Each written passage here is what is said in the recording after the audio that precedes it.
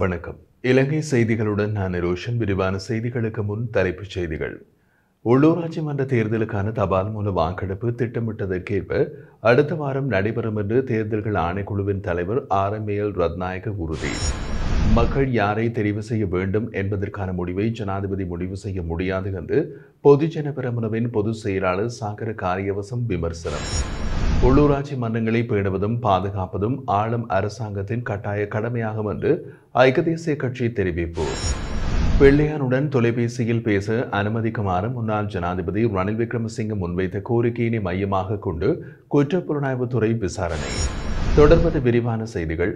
எதிர்வரும் உள்ளூராட்சி மன்ற தேர்தலுக்கான தபால் மூல வாக்கெடுப்பு முன்னர் திட்டமிட்டதற்கேற்ப அடுத்த வாரம் நடைபெறும் என்று தேர்தல்கள் ஆணைக்குழுவின் தலைவர் RML ரத்நாயக்க உறுதியளித்துள்ளார்.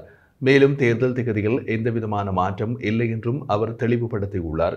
உள்ளூராட்சி தேர்தல் பணிகள் தொடர்பாக கேள்வி எழுப்பியதற்கு பதிலளிக்கும் போது அவர் கூறுகையில், தேர்தலை நடத்துவதற்கான அனைத்து ஆயத்தங்களும் நிறைவடைந்துள்ளன.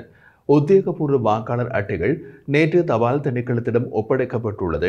எதிர்வரும் ஏப்ரல் 27ஆம் தேதிக்குள் வாக்காளர் அட்டைகள் விநியோகிக்கப்படும் என்றார். சில ஊடகங்களில் தபால் மூல வாக்கெடுப்பு பிந்தப்படும் என்று வெளியாகிய செய்தி தொடர்பாக அவர் பதிலளித்த போது, அத்தகைய செய்திகளுக்கு எதுவும் ஆதாரம் இல்லை. ஏற்கனவே தீர்மானிக்கப்பட்டவாறு ஏப்ரல் 22 செவ்வாய்க்கிழமை, 23 புதன்கிழமை மற்றும் 24 வியாழக்கிழமை ஆகிய தேதிகளில் தபால் மூல வாக்கெடுப்பு நடைபெறும்.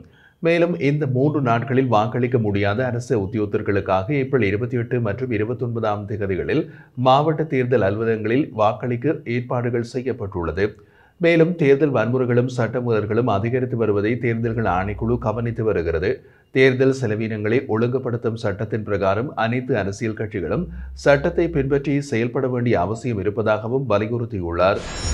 தேசிய மக்கள் சக்தியின் உறுப்பினர்கள் உள்ளூராட்சி மன்றங்களுக்கு தெரிவு செய்யப்படுமானால் மட்டுமே அபிவிருத்திக்கான நிதி ஒதுக்கப்படும் என்று ஜனாதிபதி கூறியிருப்பது முற்றிலும் தவறான மற்றும் முறையற்ற கருத்தாகும். யாரை தெரிவு செய்ய வேண்டும் என்று மக்களுக்கு அறிவுறுத்தும் அதிகாரம் ஜனாதிபதிக்கு கிடையாது என்று ஸ்ரீலங்கா பொதுஜன பெரமுனவின் பொதுச் செயலாளர் சாகர காரியவசம் தெரிவித்துள்ளார். கொழும்பில் மத வழிபாடு ஒன்றில் பங்கேற்ற பின்னர் ஊடகங்களுக்கு கருத்து வெளியிட்ட போது அவர் இதனை கூறியுள்ளார். நடைபெறவுள்ள உள்ளூராட்சி மன்ற தேர்தலில் பெரும்பாலான மன்றங்களை நாங்கள் கைப்பற்றுவோம். ஸ்ரீலங்கா பொதுஜன பெரமுன கடந்த காலங்களில் கிராம மக்களுக்கு சேவை செய்ததன் விளைவாக 2018ஆம் ஆண்டு தேர்தலில் வெற்றி பெற்றோம். இந்த முறையும் அதுபோல வெற்றி பெறுவோம் என்று நம்புகின்றோம். மேலும் தேசிய மக்கள் சக்தி கடந்த ஜனாதிபதி தேர்தல் மற்றும் பொது தேர்தல்களில் பொய் மற்றும் வெறுப்பு அரசியலை கருவிகளாக பயன்படுத்தியதாகவும் மக்களிடையே தவறான கருத்துக்களை பரப்பியதாகவும் குற்றம் சாட்டினார். மக்கள் தற்போது உண்மைத்தன்மையை உணர்ந்து கொண்டுள்ளார்கள். தேசிய மக்கள் சக்தியின் உறுப்பினர்களை மட்டுமே தேர்ந்தெடுத்தால் நிதி கிடைக்கும் என்று கூறுவது ஜனாதிபதிக்கு சாத்தியமில்லை. அவர் தனது பதவிக்கு ஏற்ப நடந்து கொள்ள வேண்டும். மக்கள் யாரை தெரிவு செய்ய வேண்டும் என்பதற்கான முடிவை ஜனாதிபதி முடிவு செய்ய முடியாது. எதிர்வரும் உள்ளூராட்சி தேர்தலில் மக்கள் அரசாங்கத்திற்கு தெளிவான பாடம் புகட்டுவார்கள் என்றும் சாகர காரியவசம் தெரிவித்துள்ளார். எந்த கட்சி வெற்றி பெற்றாலும் அந்த உள்ளூராட்சி மன்றங்களை பேணுவதும் பாதுகாப்பதும் ஆளும் அரசாங்கத்தின் கட்டாய கடமையாகும் என்று ஐக்கிய தேசிய கட்சியின் தவிசாளர் வஜ்ர அபிவர்த்தன தெரிவித்தார். காலி நகரில் இடம்பெற்றிருந்த ஊடகவியலாளர் சந்திப்பில் உரையாற்றிய அவர், உள்ளூராட்சி மன்ற தேர்தலில் ஐக்கிய தேசிய கட்சி முழு உறுதியோடு பங்கேற்கிறது. கடந்த காலங்களில் நாடு எந்த நேரமும் நெருக்கடியில் இருந்தாலும் அதை சமாளித்தது எமது கட்சியே. மக்கள் இவ்வாறான உண்மைகளை மறப்பதில்லை என்று கூறினார். மேலும் கடந்த தேர்தலில் ஐக்கிய தேசிய கட்சி தோல்வியடைந்த போதும் உள்ளூராட்சி மன்றங்களை பாதுகாப்பது அரசாங்கத்தின் பொறுப்பாகவே இருந்து வந்தது என்றும் அரசியலமைப்பின் கட்டுப்பாடுகளுக்கு ஏற்பவே ஆட்சியாளர்கள் செயல்பட வேண்டும் என்றும் அவர் வலியுறுத்தினார். தற்போது பயங்கரவாத தடுப்பு சட்டத்தின் கீழ் தடுப்பு காவலில் உள்ள முன்னாள் பிரதியமைச்சர் பிள்ளையானுடன் தொலைபேசியில் பேசுவதற்கு அனுமதிக்குமாறு முன்னாள் ஜனாதிபதி ரணில் விக்ரமசிங்க முன்வைத்த கோரிக்கையை மையமாக கொண்டு குற்றப்புலனாய்வுத்துறை விசாரணைகளை ஆரம்பித்துள்ளது. ஒரு மூத்த போலீஸ் அதிகாரியின் தகவலின்படி ரணில் விக்ரமசிங்கவின் தனிப்பட்ட பாதுகாப்பு பிரிவை சேர்ந்த அதிகாரியால் இந்த கோரிக்கை CIDக்கு அறிவிக்கப்பட்டுள்ளது. ஆனால் அந்த கோரிக்கை நெறிமுறைக்கு முரணாக இருப்பதால் CIDயில் உள்ள போலீஸ் அதிகாரி அதனை மரியாதையோடு நிராகரித்ததாகவும் கூறப்படுகின்றது. தடுப்பு உத்தரவுப்படி தடுத்து வைக்கப்பட்டுள்ள நபர்களுக்கு சட்ட பிரதிநிதி அல்லது நெருங்கிய உறவினரை தவிர பிறரோடு தொலைபேசி உரையாடலுக்கு தடை உண்டு. இந்த நெறிமுறைகளை முன்னாள் ஜனாதிபதியே நன்கு அறிவார் என்றும் அந்த அதிகாரி வலியுறுத்தியுள்ளார். இந்த சூழ்நிலையில் முன்னாள் ஜனாதிபதி ரணில் விக்ரமசிங்க ஏன் பிள்ளையானுடன் பேச விரும்பினார், ஏன் இதுபோன்ற கோரிக்கையினை வேறு எந்த வழக்குகளிலும் முன்வைக்கவில்லை என்ற கேள்விகள் எழுந்துள்ளன. இதற்கான விளக்கத்தை தெரிந்து கொள்ள CID தற்போது மேலதிக விசாரணைகளில் ஈடுபட்டு வருகின்றது. இது தொடர்பாக அந்த அதிகாரியையும் முன்னாள் ஜனாதிபதியினையும் எதிர்கால விசாரணைகளில் CID அழைக்கும் வாய்ப்பு இருக்கின்றது என்றும் தகவல்கள் தெரிவிக்கின்றன. உள்நாட்டில் உற்பத்தி செய்யப்படும் திரவ பாலும் தயிரும் பெறுமதிசீர் வரியிலிருந்து விலக்களிக்கப்படுகின்றது என்று உள்நாட்டு வருவாய்த்துறை அறிவித்துள்ளது. இந்த விதிமுறை ஏப்ரல் 11ஆம் தேதி முதல் நடைமுறைக்கு வந்துள்ளதாக திணைக்களம் வெளியிட்டுள்ள அறிக்கையில் குறிப்பிடப்பட்டுள்ளது.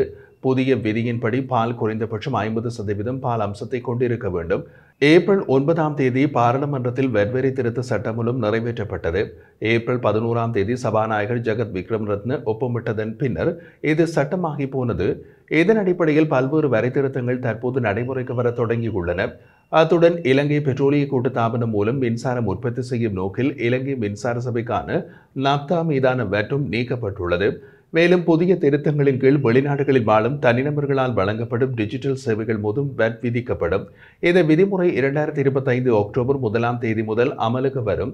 அதன்படி வெளிநாட்டவர்கள் இலங்கையில் உள்ள தனிநபர்களுக்கு மின்னணு தளங்கள் மூலம் சேவைகளை வழங்கினால் அதற்கு வட் செலுத்த வேண்டும். கூடுதலாக வணிக நோக்கங்களுக்காக பொருட்களை இறக்குமதி செய்யும் அல்லது ஏற்றுமதி செய்யும் அனைத்து நபர்களும் வட் கட்டாயமாக பதிவு செய்ய வேண்டும் என்றும் திணைக்களம் அறிவித்துள்ளது. ஐரோப்பிய ஒன்றியத்தால் GSP+ வரிச்சலுகை நிறுத்தப்படும் பட்சத்தில் ஏற்கனவே அமெரிக்காவின் புதிய வரி கொள்கை மற்றும் அதன் கீழான தீர்வு வரி விதிப்பினால் பாதிக்கப்படக்கூடிய நாட்டின் ஆடை உற்பத்தி துறை மேலும் பின்னடைவை சந்திக்கும் என்று பொருளியலாளர்கள் எச்சரித்துள்ளனர். ஐரோப்பிய ஒன்றியத்தினால் நிறுத்தி வைக்கப்பட்டிருந்த GSP+ வரிச்சலுகை கடந்த 2017ஆம் ஆண்டு முதல் மீண்டும் இலங்கைக்கு வழங்கப்பட்டது. இந்த சலுகையை தொடர்ந்து பெறுவதற்கு இலங்கை மனித உரிமைகள், தொழிலாளர் உரிமைகள், சுற்றாடல் பாதுகாப்பு மற்றும் சிறந்த ஆட்சியில் நிர்வாகம் என்பன உள்ளடங்களாக பல்வேறு விடயங்கள் தொடர்பான 27 சர்வதேச பிரகடனங்களுக்கு அமைவாக செயல்பட வேண்டும். அதன்படி கடந்த 2022-2024 வரையான காலப்பகுதியில் GSP+ வரிச்சலுகையினை பெற்றுக் கொள்வதற்கு இலங்கையினால் இணங்கப்பட்ட கடப்பாடுகள் உரியவாறு நிறைவேற்றப்பட்டிருக்கின்றனவா என்பது குறித்து மதிப்பீடு செய்வதற்காக இந்த வாரமளவில் ஐரோப்பிய ஒன்றிய பிரதிநிதிகள் குழுவினர் இலங்கைக்கு வருகை தர உள்ளனர். இவ்வாறானதொரு பின்னணியில் ஐரோப்பிய ஒன்றிய பிரதிநிதிகளின் மதிப்பீட்டை அடுத்து இலங்கைக்கு வழங்கப்பட்டு வரும் GSP+ வரிச்சலுகை நீடிக்கப்படாவிடின் நாட்டில் ஆடை உற்பத்தி துறை மேலும் பாதிக்கப்படக்கூடும் என்று பொருளியலாளர்கள் எதிர்ப்பு கூறியுள்ளனர். இலங்கை மீது அமெரிக்கா விதித்துள்ள 44% வரியை சமாளிக்க தற்போதைய அரசாங்கம் தொடர்ந்து பேச்சுவார்த்தைகளில் ஈடுபட்டு வருகிறது என்று பொருளாதார மற்றும் முதலீட்டு பிரிவின் அரசாங்க ஆலோசகர் அமரசேன அத்துக்குருள தெரிவித்துள்ளார். இது தொடர்பாக அரசாங்கம் ராஜதந்திர மட்டத்தில் சாத்தியமான அனைத்து நடவடிக்கைகளை மேற்கொண்டு வருவதாகவும் அவர் குறிப்பிட்டிருந்தார். 44% வரி என்பது மிகப்பெரிய அழுத்தமாகும். இது அரசாங்கத்திற்கு மட்டுமல்ல முழு நாட்டிற்கும் நிதி ரீதியாக கடுமையான தாக்கத்தை ஏற்படுத்தும். சிறிய கால பாதிப்பாக அல்ல, இது நீண்ட கால பாதிப்பாக பின்விளைவுகளை ஏற்படுத்தும் என்றும் கூறினார். இலங்கை போன்ற வளர்ந்து வரும் நாடு இதனை தாங்க இயலாது என்றும் இத்தகைய வரிகள் அமெரிக்காவிற்கே பாதிப்பை ஏற்படுத்தக்கூடியவை என்றும் அவர் எச்சரிக்கை விடுத்துள்ளார். அமெரிக்க ஜனாதிபதி ட்ரம்ப் நிர்வாகத்தால் இலங்கை மீது விதிக்கப்பட்ட 44% வரி தற்போது 90 நாட்களுக்காக தற்காலிகமாக இடைநிறுத்தப்பட்டுள்ளமையும் குறிப்பிடத்தக்கது.